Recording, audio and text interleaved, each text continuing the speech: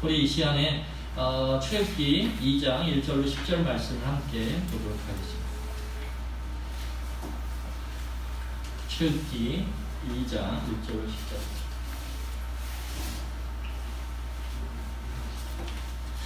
제 주보를 보면서 성경 공부를 보면요, 이게 이제 5장 분량이 이렇게 잘 우리 목사님께서 정리를 해서 성경 공부로 만든 건데, 이것만 봐도 될 것 같아요. 굳이 설교를 해야 되나 이런 생각도 들고, 예. 자, 그래도 해야죠. 예. 자, 우리 1절부터 10절까지 교독하도록 하겠습니다. 제가 읽고 10절은 다 같이 읽겠습니다. 레위 가족 중 한 사람이 가서 레위 여자에게 장가를 들어 그 여자가 이스라엘 아들을 낳으니 그가 잘생긴 것을 보고 8달 동안 그를 숨겼으나 더 숨길 수 없게 되매 그를 위하여 갈대 상자를 가져다가 엽청과 나무진을 칠하고 아기를 거기에 담아 나일강과 갈대 사이에 두고 그의 누이가 어떻게 됐는지를 알려고 멀리 있었더니 바로의 딸이 목욕하러 나일강으로 내려오고 시녀들은 나일강가를 거느릴 때에 그가 갈대 사이에 상자를 보고 시녀를 보내어 가져다가 열고 그 아이를 보니 아이가 어린지라 그가 그를 불쌍히 여기길래 이름을 히브리라 하였다. 그의 누이가 바로의 딸에게 이르되 내가 가서 당신을 위하여 히브리 여인 중에서 유모를 불러다가 이 아기에게 젖을 먹이게 하리이까.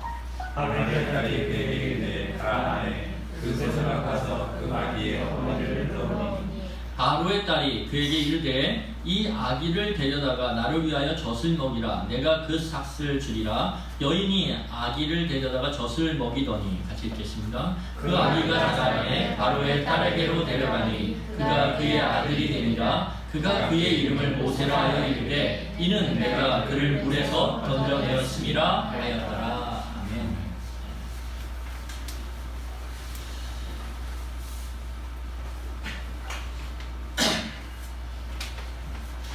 여러분, 현진건의 운수 좋은 날이라고 하는 근대 소설이 있습니다. 여러분들도 짧은 단편이기 때문에 또 학교 다닐 때 이렇게 문학 책에 이렇게 나와 있지 않습니까? 다 외워야 되고 막 이렇게 했는데, 이 현진건의 운수 좋은 날을 보면 김천지라고 하는 인력거 분이 나옵니다. 근데 이 사람은 비 오는 날에 굉장히 장사가 잘 돼요. 왜냐하면 비 오는 날 우리가 요즘 택시 잡아 타듯이 평소에는 안 타다가도 우산이 없으면 어쩔 수 없이 아픈 마음을 부둥켜 안고 되게 비싸더라고요. 제가 뭐 어쩔 수 없이 시간 맞춰가느라 타는데 저기가 콕 돌아가는데 가슴이 철철철 이러더라고요. 네. 그 당시도 비가 오면 사람들이 어쩔 줄 몰라 하다가 인력군을 불러서 인력거를 타고 목적지로 가곤 했습니다. 그래서 비가 오는 이제 그날도 이 김천지를 찾는 손님이 끊이질 않는 거예요. 끊이질 않아요. 그래서 정말 기적 같은 하루거리를 다 마치고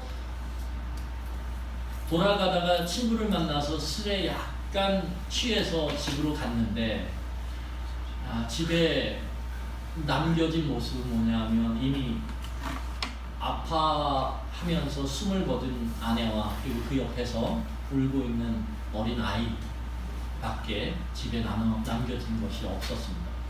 그래서 이 김천지가 굉장히 그 모습을 보며 절망해하는 그런 내용이 현진건의 운수 좋은 날의 내용인데요. 이 모습을 보면 김천지에게 가장 운수가 좋은 날, 정말 지금까지 한 번도 맛보지 못한 그 어마어마한 그 운수 좋은 날, 장사가 가장 잘 된 날, 그날이 이 김천지에게는 자기의 사랑하는 아내가 죽은 날이고, 그리고 그 옆에서 자기 어린 아이가 절망 가운데서 그냥 하염없이 울음을 크게 지르며 울던 그런 날이었습니다. 우리는 이런 걸 뭐라 그러냐면 삶의 아이러니다 이렇게 얘기합니다. 삶의 아이러니다. 삶이 쭉 좋으면 좋겠는데 꼭 가다 보면 다 걸려요. 그렇죠?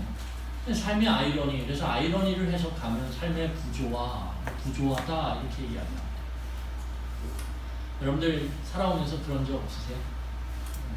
그런 부조화. 내가 참 좋았는데 그게 참 나에게 있어서 보니까 아픔이었고 고통이었던 그런 기억들이 누구나가 다 우리는 한두 번쯤은 경험했을 것입니다. 그리스도인도 세상을 살다 보면요, 다양한 삶의 구조화를 경험하게 됩니다.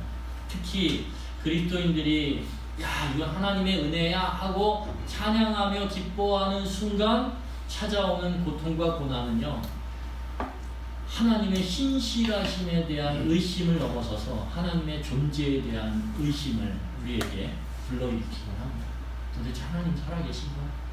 하나님이 도대체 나를 사랑하시는 거야? 왜 이 기뻐하는 삶이 왜 잠깐도 지속이 안 돼? 왜 하나님은 내가 기뻐하는 걸 차마 눈여겨보지를 못하셔? 이러면서 우리는 하나님을 원망하는 때가 많습니다. 여러분, 오늘 그렇다면 우리 하나님의 백성으로서 우리가, 그리고 예수 그리스도의 제자로서 우리가 삶의 부조화를 만나게 될 때 어떻게 우리가 반응해야 될까요? 오늘 우리는 본문 말씀을 통해서 그 길에 대한 하나님의 지혜를 살펴보기를 원합니다. 첫 번째, 삶의 부조화의 모세의 가족의 믿음, 1절부터 4절까지의 내용입니다. 여러분, 오늘 성경을 우리가 읽은 것처럼 레위 지파라고 하는 지파에 무명의 한 남자가 있었습니다. 그런데 그 남자가 이제 무명의, 이름이 안 나와요. 나중에는 나오는데 이 무명의 한 여자를 만나게 돼요. 여러분, 남자와 여자가 만나서 서로 사랑하게 되는 것만큼 아름다운 그림이 있을까요? 없습니다.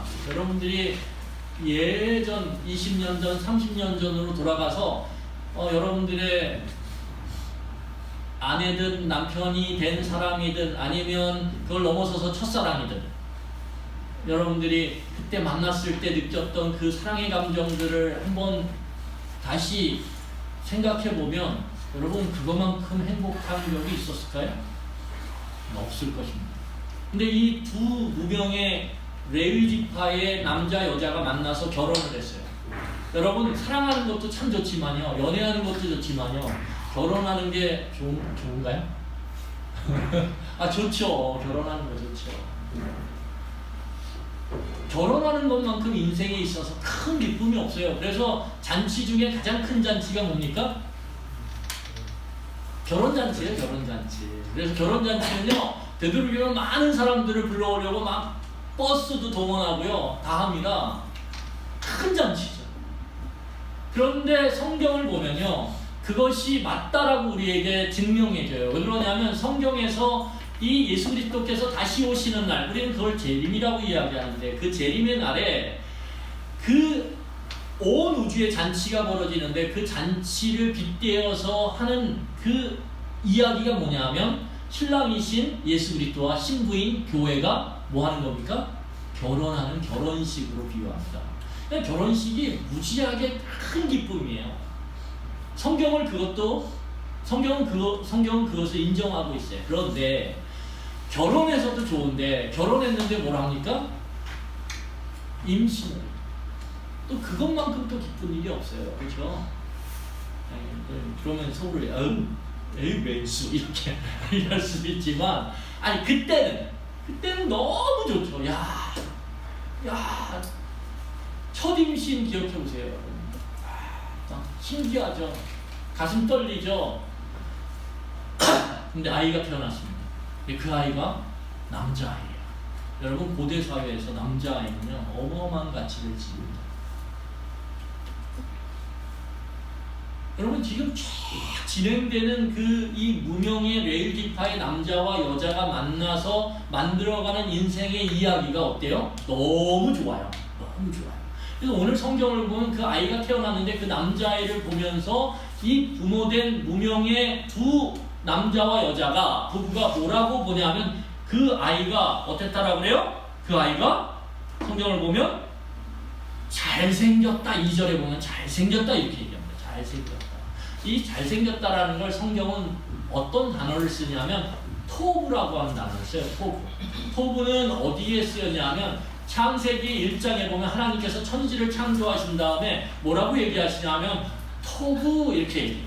하토브, 이게 뭐냐면 보기에 좋았더라 이면 하나님이 그거를 당신이 만드신 당신의 모든 지혜와 선함과 아름다움을 갖고 만드신 세상을 바라보며 하나님은 너무 좋다, 너무 좋다, 이렇게 감탄하셨다라는 거예요.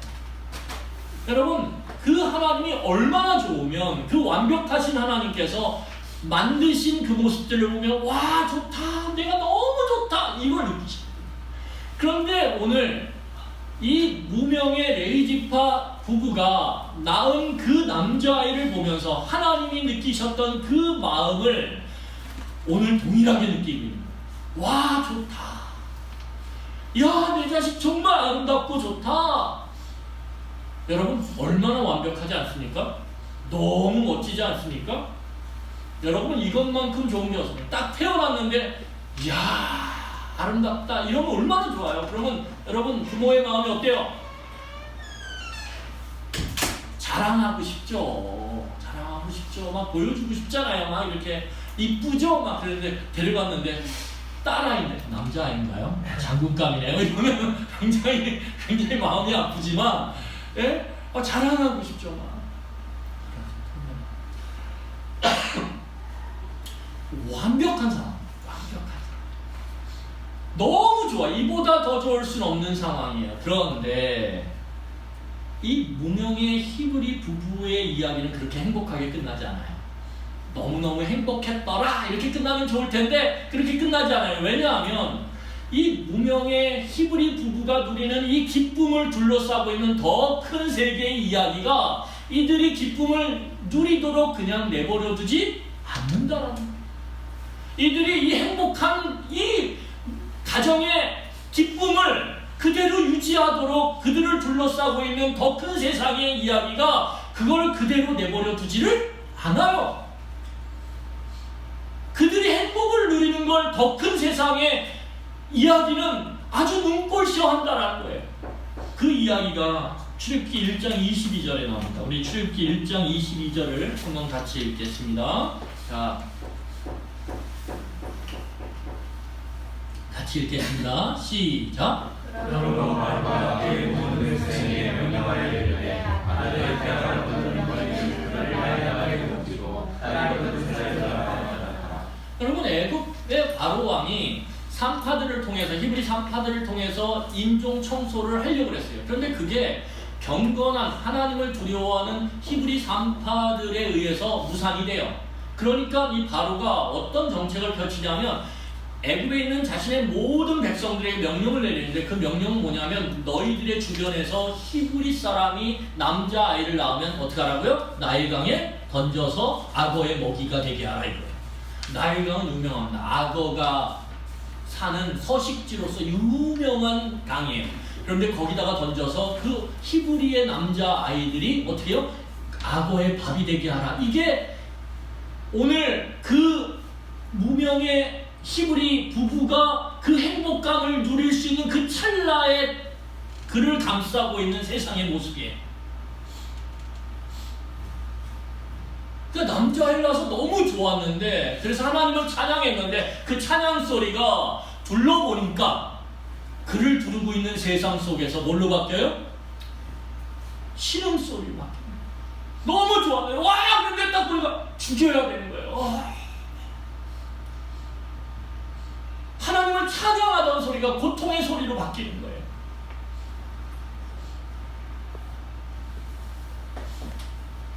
아이를 보면서 이보다 더 완벽할 수는 없어 라고 그렇게 외치던 두 부부의 그 기쁨이 그 아이를 죽여야 되는, 그 아름다운 아이를 죽여야 되는 큰 고통으로, 가장 큰 인생의 고통으로 바뀌어버린 거예요. 여러분, 1,000원짜리 잃어버리면 어떻습니까? 인생이 이렇게는 안 하지 않습니까? 그러십니까? 핸드폰을 샀는데 핸드폰이 한 2년 됐어요. 2년 됐는데 여러분 깨졌어요. 그러면 여러분 그걸 보면서 이럽니까? 잘 깨졌다. 잘 깨졌다. 기회다. 뭐 이렇게. 근데 갓 샀는데, 정말 고가 폰이에요. 갓 샀는데 산지 이틀밖에 안 됐는데 깨졌어요. 액정. 여러분 그러면 어떻습니까? 마음 찢어지죠. 막 찢어져요. 여러분 차를 샀는데 그냥 중고차 한 200만 원짜리 사서 여러분 뒤로 이렇게 백하다가 부딪혔어요. 그러면 어떻습니까? 물론 아프긴 하지만 털어버릴 수 있어요. 그런데 새 차, 막 3천만 원, 4천만 원짜리 정말 중형차를 샀는데 사고 난 다음날 뒤로 백하다가 뒤가 이만큼 범퍼가 들어갔어요. 그러면 어떻습니까? 그땐 찢어지지 않아요. 가슴을 후려 팬 것 같아요. 여러분 그런 거죠.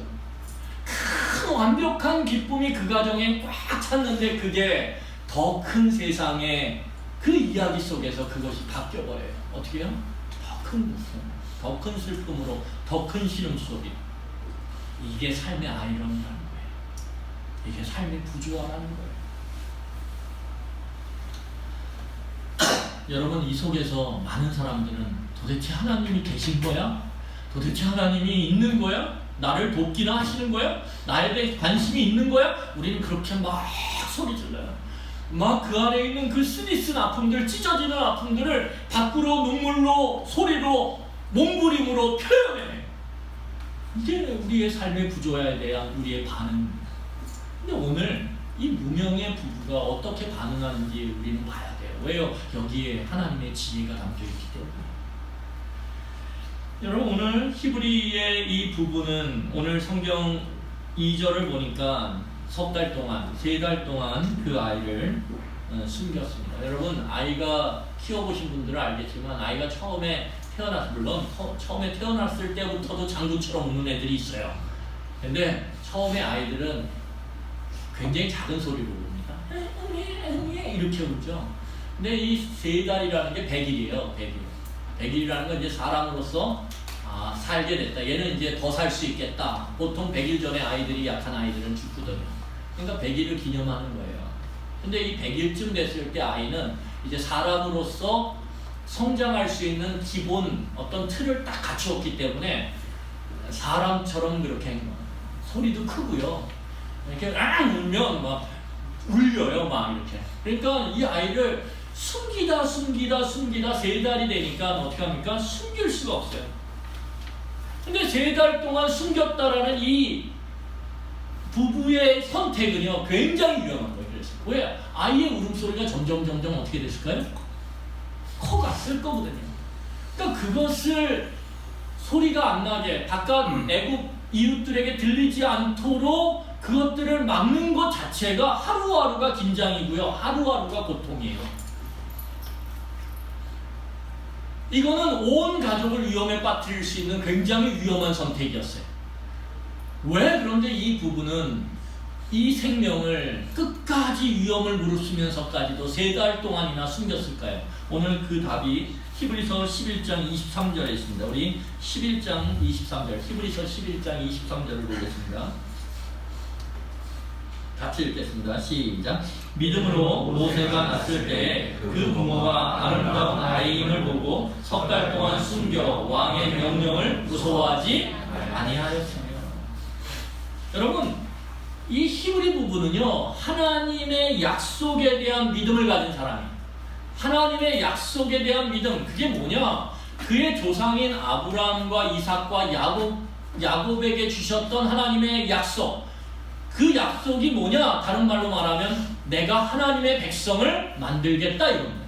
하나님은 아브라함과 이삭과 야곱에게 내가 너를 통해서 하나님의 백성, 무수한 하나님의 백성, 하늘의 별처럼 바다의 모래알과 같은 하나님의 백성을 만들겠다. 그게 하나님의 약속이었다. 그러니까 이 히브리 무명의 부부에게는 우리에게 하나님의 약속이 있다. 그 약속은 하나님의 백성을 만드는 것이다. 그러면 하나님의 백성을 어떻게 만들어요? 그냥 어느 날 갑자기 돌에게 하나님이 명령하셔서 사람이 되라 이럴까요? 아니죠. 하나님은 생육하고 번성함을 통해 하나님의 백성을 충만하게 만드는 거예요. 그러니까 자녀의 복을 주시는 거예요. 출산의 복을 주시는 거예요. 그러니까 자신들이 낳는 그 아이에게는 그냥 아이가 아니라는 거예요. 뭐예요? 그 아이에게 하나님의 약속이 담겨져 있다. 이 아이를 통해서 하나님은 내가 죽더라도 이 아이를 통해서 하나님의 백성들이 만들어져가는 일을 지속할 것이다. 만약에 내가 여러분 자식을 못 낳고 죽어버리면 어떻게 됩니까? 내가 자식을 낳았는데 그 자식을 나일강가의 악어의 먹이로 나 살자고 우리 가족 살자고 던져버리면 더 이상 하나님의 백성이 이어지지 않고 어떻게 되는 겁니까? 끊어집니다. 그러니까 이 부부는 하나님의 약속을 붙잡고 그걸 믿고 하나님의 약속이 이 아름답게 보이는 이 아이에게 있다. 사람의 관점이 아니에요. 바로의 관점에서 보면 이 아이는 남자아이고 죽여야 될 아이예요. 그런데 하나님의 관점에서 보면 이 아이는요, 하나님의 약속이 담겨져 있고요. 이 하나님의 약속은 이 아이를 통해서 하나님의 백성을 만들어갈 거라고 하는 하나님의 꿈이 담긴 아이라는 거예요. 그래서 하나님의 관점에서 보면 이 아이만큼 소중한 아이가 없습니다. 그래서 죽일 수가 없는 거예요. 왜냐하면 이 부부는 하나님의 약속을 믿은 부모였거든요. 여러분, 이게 믿음이에요. 여러분들의 자녀를 보면서요, 내 자녀가 이건 못하고 저건 잘하고, 이거는 저 아이한테 하고 비교하면, 남의 아이랑 비교하면 이건 참 너무 부족하고, 미워 죽겠어. 여러분, 그게 하나님이 여러분들에게 자녀를 주었을 때 하나님의 관점으로 바라보는 관점이 아니라는 거예요. 그건 사람의 관점이지. 사람의 관점은 공부라는 관점으로 아이를 보게 만들어요. 사람의 관점은 재능이라는 관점으로 아이를 보게 만들어요. 사람의 관점은 그 아이의 생기고 못생김으로 보게 만들어요. 사람의 관점은 그 아이의 신체적인 모습으로 보게 만들어요. 그래서 자꾸 사람의 관점으로 하나님이 주신 그 아이를 보게 만들면 얘는 됐어. 둘째는 첫째나 희망 걸어야지. 첫째는 별로야. 둘째한테 희망 걸어야지. 이게 사람의 관점이란 거예요. 근데 하나님의 관점은 뭐냐면 그 아이에게 내가 너에게 준 그 믿음이 전수돼서 이 아이를 통해 내가 이 땅 가운데 하나님의 백성, 하나님의 제자 공동체를 세워가는 사람으로 이 아이를 세워갈 것이다. 그러니까 어떤 거예요? 이 아이가 너무 소중한 거예요. 너무 소중한 거예요. 그러니까 이 아이 죽이면 안 돼요. 이 아이 아프게 하면 안 돼요. 이 아이를 누르면 안 돼요. 왜요? 하나님의 꿈과 하나님의 약속과 하나님의 소망이 담긴 존재거든요. 여러분, 이게 믿음이에요. 믿음이 엄청난 게 아니라요, 하나님의 관점에서 내게 있는 사람들, 내 옆에 있는 사람들, 내게 벌어지는 사건을 바라보는 것, 그게 믿음이에요.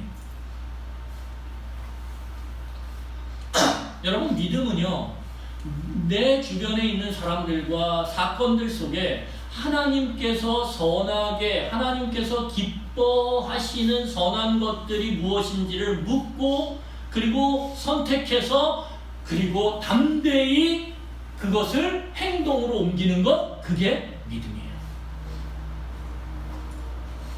오늘 이 두 부부가, 무명의 두 부부가 오늘 하나님을 믿음으로 그것을 기꺼이 오늘 감행하고 있어요. 그래서 믿음에는요, 용기가 필요합니다. 믿음에는. 왜요? 사람의 관점이 아닌, 세상의 관점이 아닌 하나님의 관점으로 선택하고 순종해서 살아가려면요, 어마어마한 용기가 필요합니다. 이 용기가 필요하죠. 그렇죠? 그리고 믿음이라는 건 그 용기를 갖고 최선을 다하는 거예요. 최선을. 우리 3절을 같이 읽겠습니다. 3절을 같이 읽겠습니다. 어떤 최선을 다했는지 이 부부가 같이 읽겠습니다. 시작. 더 숨길 수 없게 되매 그를 위하여 갈대상자를 가져다가 역청과 나무진을 칠하고 아기를 거기다가 나일강과 갈대 사이에 두고. 여러분, 믿음을 갖고 담대함으로 아이를 3달 동안 숨겼지만 아이 소리가 아까처럼 제가 얘기했던 점점 목청이 커져요. 커지니까 도저히 숨길 수가 없는 거예요. 숨길 수 없으면 그때 포기해야 될까요? 하나님의 약속이 담겨 있는데요. 오늘 그런데 이 부부는 포기하지 않아요. 포기하지 않아요. 왜냐하면 이 어린아이, 보잘것없는 아이, 그냥 물에 던져버리면 악어의 밥이 될 이 하찮은 아이, 아무 힘도 없는 이 아이, 그렇지만 그 안에 하나님의 약속이 담긴 아이라고 믿기에 이 부부는 끝까지 최선을 다해서 이 아이를 살리려고 해요. 끝까지 최선을 다해서 이 아이가 살아갈 수 있는 방법이 무엇인지를 고민하고 기도하기 시작해요. 그래서 발견한 게 뭐예요?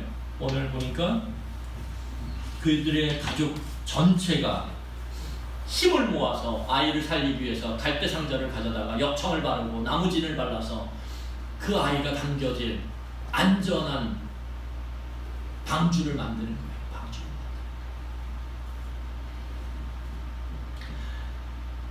그리고 그 방주를 만들어서 어떻게 합니까? 오늘 성경을 보니까 나일강가 갈대숲에다가 탁 둬요.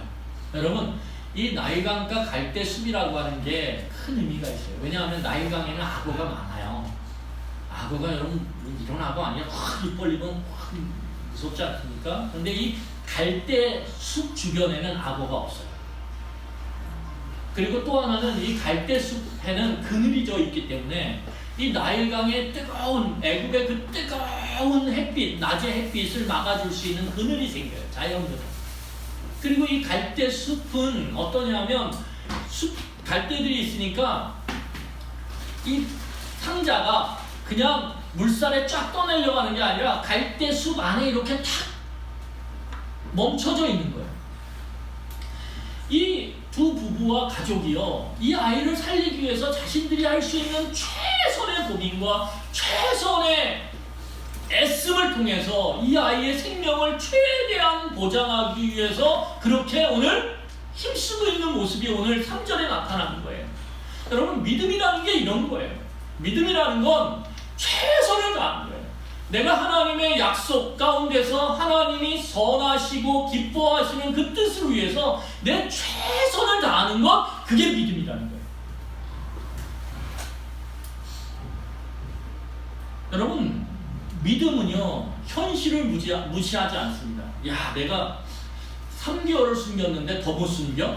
야, 내가 울어도 쟤 끝까지 숨길 거야. 그게 믿음이야? 야, 이 자리에서 내가 죽기를 각오하고, 그리고 어떡합니까? 5개월, 아, 오늘 기록됐어. 6개월을 향해 갈 거야. 막 애가 목청이 막 이만해지는데도 막 7개월 갈 거야. 막 와우! 이게 믿음이 아니라는 거예요. 현실이 있어요, 우리에게는. 우리가 감당할 수 없는 현실이 있다. 그 현실까지는 우리가 믿음으로 지켜내는 거예요. 그런데 그 현실을 넘어서면 어떻게 하셔야 돼요? 아, 목청이 막 하는데 어떻게 해요? 이 아이를 위한 또 다른 최선이 무엇인지를 고민하고 기도하기 시작하는 거예요. 그래서 한 개 방주를 만들어서 어떻게 하는 겁니까? 나일강가의 갈대 사이에다 두는 거예요. 이것이 이 가족이 할 수 있는 최선. 그리고 이것이 믿음의 행위라는 거예요. 여러분, 이 부부의 갈대 상자를 만들어서 엽청을 바르고 나무진을 발라서 그 아이, 그 안에 그 아이를, 딱 남자아이를 탁 담아서 갈대숲 사이에 탁 둔 것은 마치 무엇과 같냐 하면 노아의 가족들과 그리고 짐승들의 생명을 살리기 위해서 방주를 만들어서 그 안에 그들을 담았던 것과 거의 똑같습니다.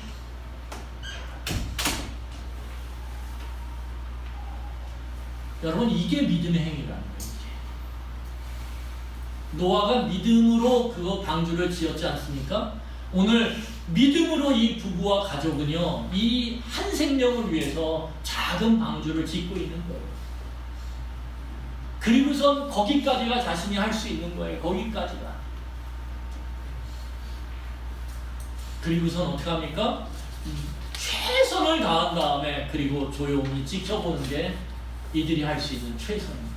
이들이 할 수 있는 최선. 여러분, 4절을 같이 읽겠습니다. 4절 같이 읽겠습니다. 시작.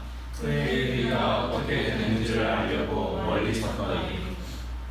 여러분, 믿음이라는 건요, 내가 할 수 있는 최선을 다한 후에 알 수 없는 현실 앞에서 내가 지금 이게 아니라요. 그 안에서 어떻게 최선을 다한 다음에 이제는 놓는 거예요. 그리고 멀리서 도대체 이 일이 어떻게 되는지를 조용히 지켜보는 것, 그것이 믿음입니다.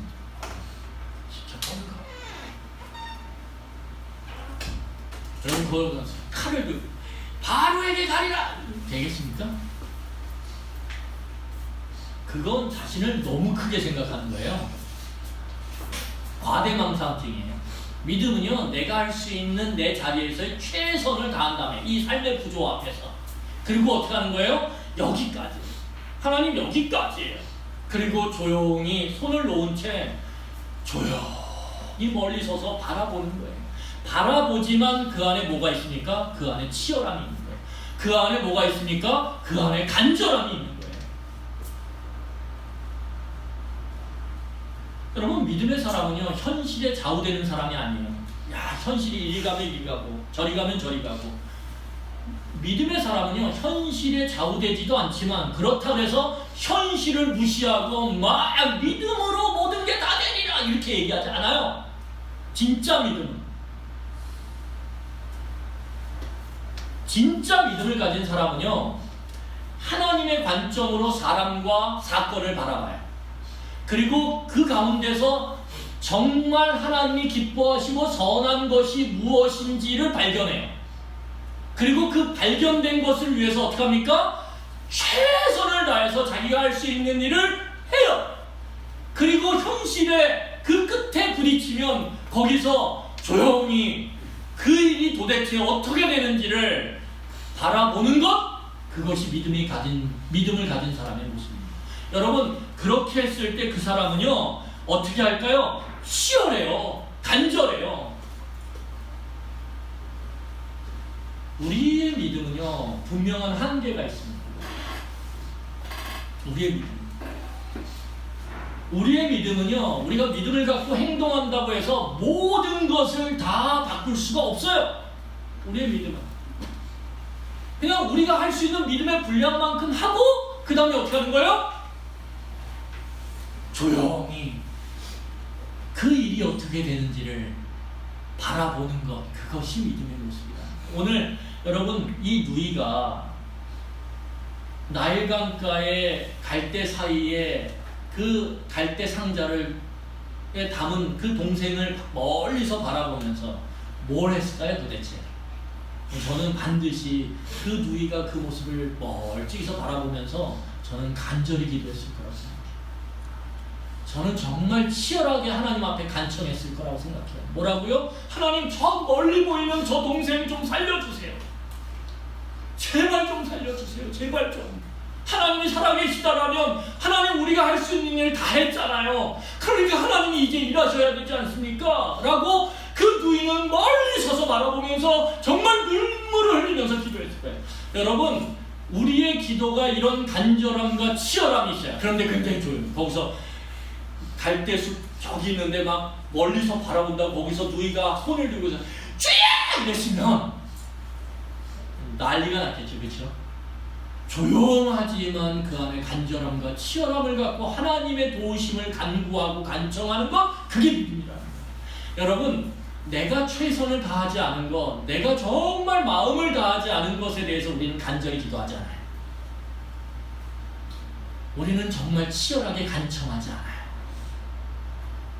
그런데 내가 믿음을 갖고 현실의 한계 끝까지 최선을 다해서 하나님의 은혜를 구하면서 그 일을 해나가서 아, 여기까지구나 라고 판단되는 순간 하나님이 일하시옵소서 탁 놓는 순간 어떻게 돼요?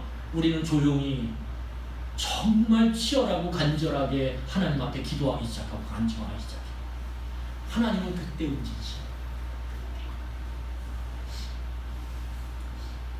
여러분들이 이제 수능이 다가오는데 여러분들의 주변의 아이들을 위해서 기도한다라고 하지만 기도 부탁하면 간절하고 치열하게 기도하시나요?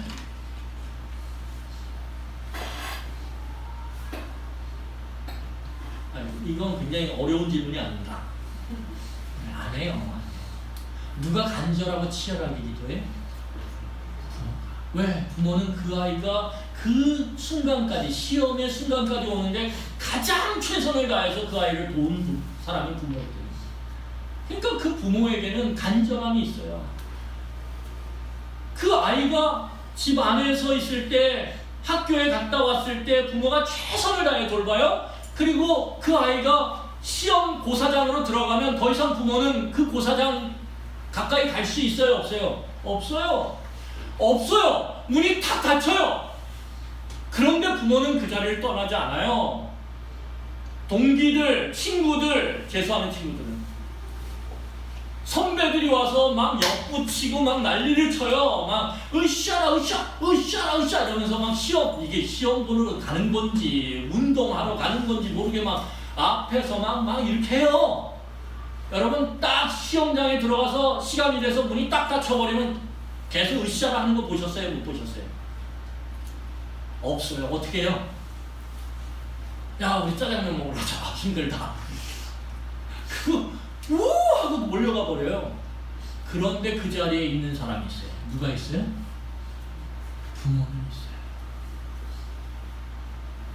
그 추운 자리에 우두커니 앉아서 그 아이를 향해 소리치듯 답을 말해주면 좋겠는데 1분의 1! 2분의 1! 이렇게 말했으면 좋겠는데 할 수가 없어요. 그러니까 어떻게 해요? 조용히 먼 창문을 바라보면서 어떻게 하는 겁니까? 하나님 저 아이를 도와주시오.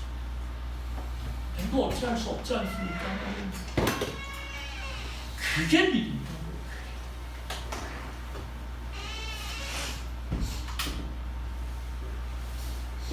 여러분 바로 그 순간에 놀라운 일이 벌어지기 시작해요. 5절서부터. 그 순간에 바로의 딸이 목욕을 하러 나일강으로 내려와요. 여러분 바로의 딸이 목욕할 물이 없어서 나일강으로 내려올까요? 아니요. 나일강이 신성한 물이거든요. 그들에게 있어서. 그러니까 애굽 사람들에게 있어서는 나일강이 신성한 물이에요. 그래서 어떻게 합니까? 그 물에 정기적으로 와서 자신을 씻어서 어떻게 해요? 거룩하게 만드는 의식을 했어요.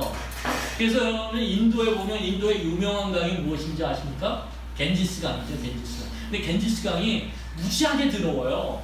왜냐하면 사람들이 거기다가 상하수도가 개발이 제대로 안 돼 있으니까 우리 옛날 60년대 70년대처럼 그냥 오물이며 폐수며 다 겐지스 강으로 흘려보내요.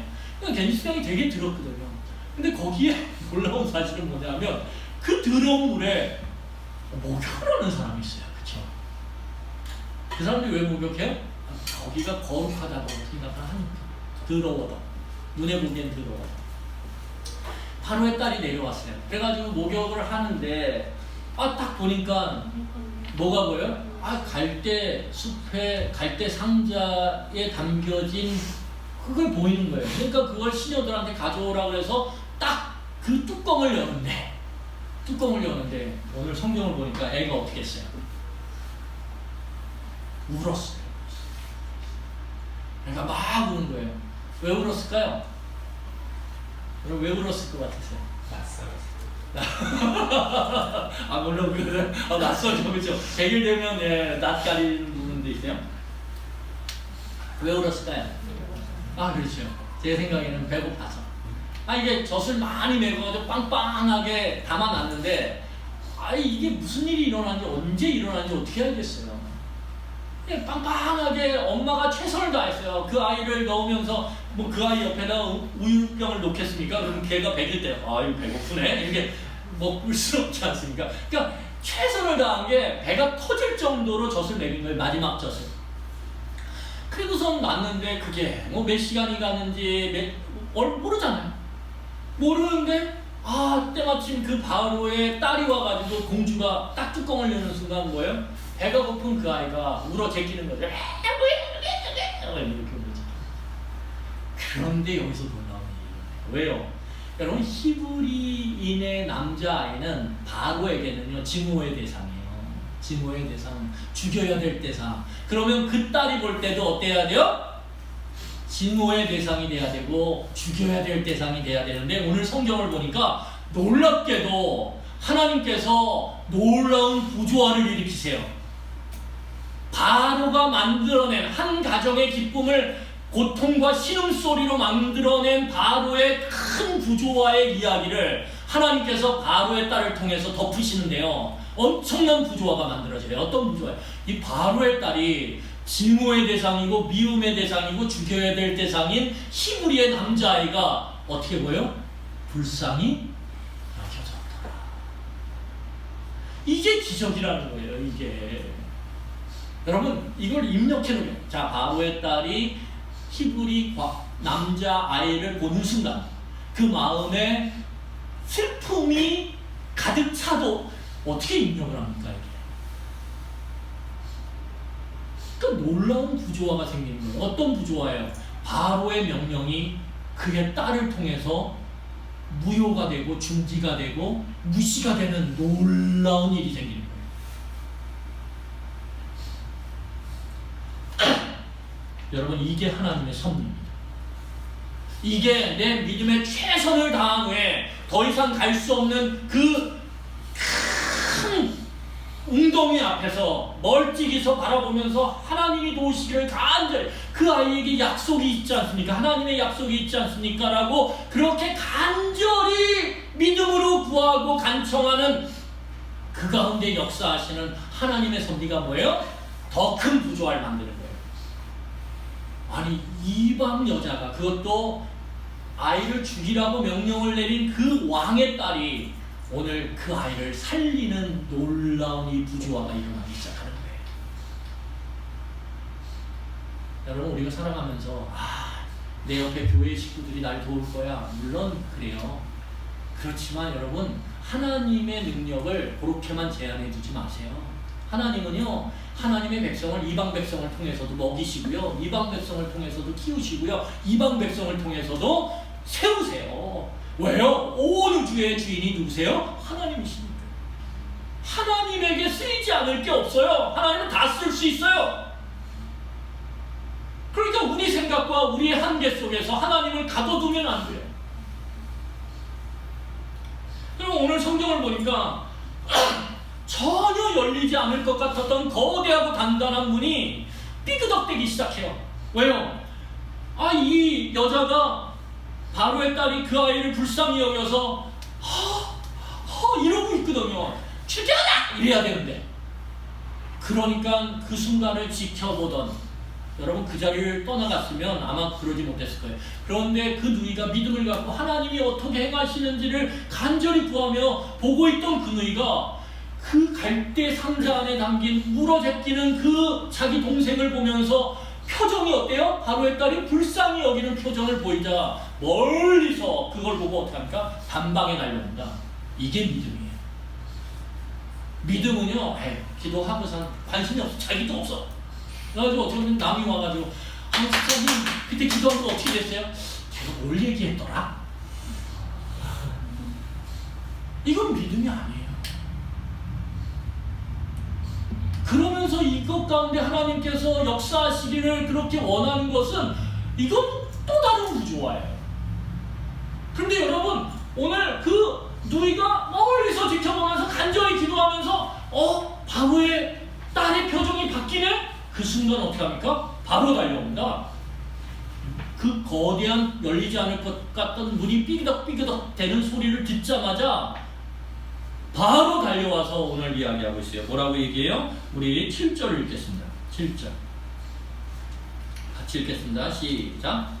그의 누이가 바로의 딸에게 이르되 내가 가서 당신을 위하여 히브리 여인 중에서 유모를 불러다가 이 아이에게 젖을 먹이게 하리이까. 여러분 믿음의 누이가 조금 열리기 시작한 그 문틈을 향해서 달려와서 상상할 수도 없는 말을 내뱉어요. 이 내용이 뭐예요? 속으로 얘기하면 우리 엄마가 우리 엄마 아들이 얘인데요, 우리 엄마가 와서 얘 키워주면 안 될까요? 이 말이에요. 상상할 수도 없는 말. 이런 걸 상상이나 했겠어요? 그런데 믿음을 갖고 바라보면서 그 틈이 생기는 순간 하나님이 지혜를 주시는 거예요. 와서 뱉을 수 없는 말을 탁 뱉는 거예요. 그런데 놀랍게도 8절에, 여러분 보세요. 8절 읽겠습니다. 문이 열리는 거예요.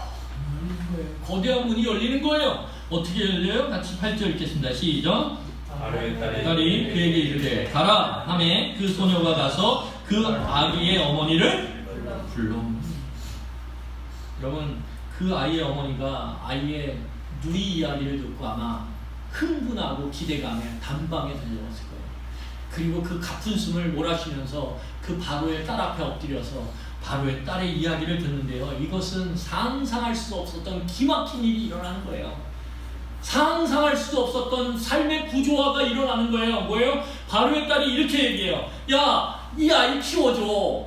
그러면 내가 뭘 준다고요? 돈을 줄게. 여러분, 아이를 방주에 작은 갈대 방주에다가 딱 넣어서 갈대숲에 둘 때 어머니가 이 생각 했을까요? 못했을까요? 아니, 바로의 딸이 그거를 오는 것도 생각을 못했을 뿐더러 바로의 딸이 걔를 보고서 증오의 마음이 아닌 긍휼의 마음을 갖는 것도 상상할 수 없었을 뿐더러 아니, 자기를 불러다가 어떻게 합니까? 키워줘 싹 쓸 테니까. 말도 안 되는 거예요. 말도 안 되는데 이게 하나님의 섭리 가운데 일어난다는 거예요. 그래서 여러분, 하나님의 섭리를 제한하시면 안 돼요. 제한하시면 안 돼요.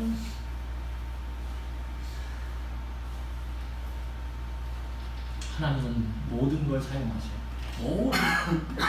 그래서 오늘 성경을 보면 한번 보시죠.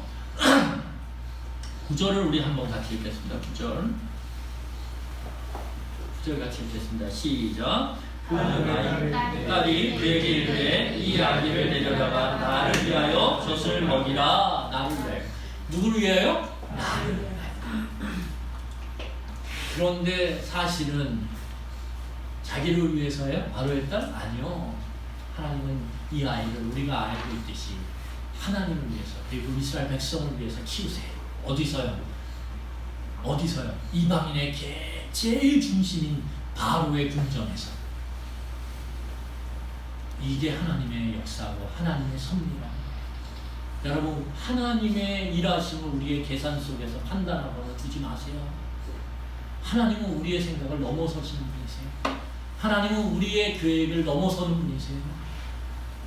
여러분, 하나님의 약속이 있고 그 약속이 여러분들에게 있다라고 믿는다라면 여러분들이 하나님이 기뻐하시고 선한 일을 위해서 여러분들의 최선을 다하세요.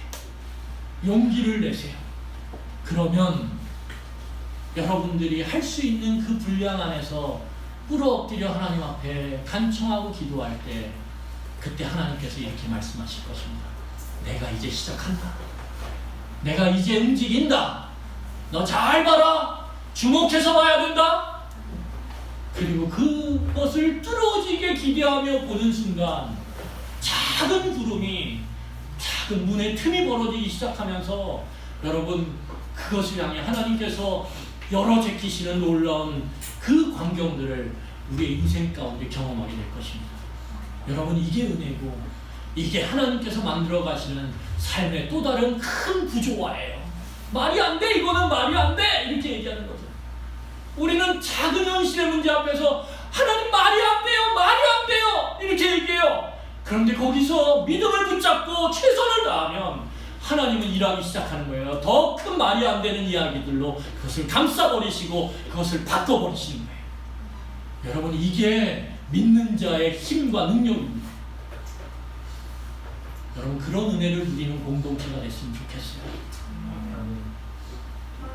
이 시간에 같이 기도했으면 좋겠습니다. 여러분, 우리가 하나님의 백성 공동체로서 이 세상 가운데서 수많은 삶의 구조화를 경험해요. 그 가운데 우리는 하나님을 원망하기도 해요. 하나님을 향해서 울분을 토하고 손가락질하기도 해요. 그런데 그때 우리는 출애굽기 2장을 기억해야 돼요. 반드시 출애굽기 2장을 기억해야 돼요. 그 삶의 구조화 가운데 내가 누군지를 생각해야 됩니다. 내가 하나님의 약속을 담고 있는 존재고 우리가 하나님의 약속을 담고 있는 공동체임을 생각해야 됩니다. 그렇다면 하나님은 그냥 내버려 두지 않으세요. 우리가 그 가운데서 우리가 할 수 있는 하나님이 기뻐하시고 선한 일에 최선을 다하면, 그리고 하나님 앞에 하나님 여기까지예요. 여기까지예요. 제가 할 수 있는 건 여기까지예요. 저는 바라보겠습니다. 그리고 하나님 앞에 간절히 간청하며 기도할 때 하나님이 온 우주의 주인이시며 온 우주를 만드신 창조주 하나님이 일하기 시작하시는 거예요. 우리가 상상할 수 없었던 방법으로 하나님이 일하기 시작하시는 거예요. 그리고 열리지 않을 것 같았던 단단하고 그 두터운 문이 삐그덕거리며 열리기 시작하는 거예요. 그것이 은혜입니다. 여러분, 우리 인생 가운데 하나님이 만드신 이 놀라운 삶의 구조화를 경험하기를 이 시간에 간절히 구했으면 좋겠습니다. 하나님이 만드시는 삶의 구조화를 제가 경험하길 원해요. 하나님, 저를 불쌍히 여겨주세요. 우리 같이 이 시간에 간절히 본문의 말씀을 기억하면서 기도하겠습니다. 기도하시겠습니다.